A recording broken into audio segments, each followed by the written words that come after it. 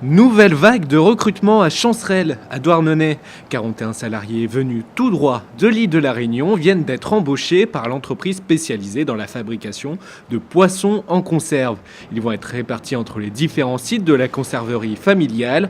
En 2018, Chancerelle a investi 6 millions d'euros et cherche à recruter au total une centaine de salariés.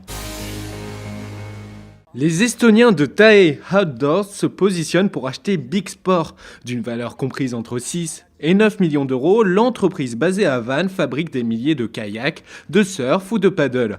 La finalisation de cette opération de rachat est prévue d'ici au 31 décembre. Aujourd'hui, l'usine emploie 120 salariés. Quatrième journée de mobilisation des Gilets jaunes en Bretagne. Ce mardi, le mouvement a pris une nouvelle tournure. Le dépôt de carburant de Lorient a été bloqué, tout comme plusieurs stations-service.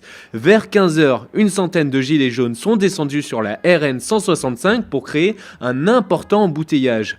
À Langueux, dans les Côtes-d'Armor, le préfet a interdit par arrêté tout nouveau rassemblement. La zone commerciale a été touchée par de violents débordements dimanche et lundi soir.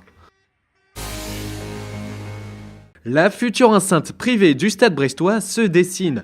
De nouvelles images de synthèse signées par l'architecte Frédéric Delasserre viennent d'être publiées. Pour rappel, le futur stade de 13 000 places sera situé au Fruitven à Guipava dans le Finistère. Une fan zone, des activités de loisirs, 2 hôtels et 2000 places de parking font aussi partie du projet.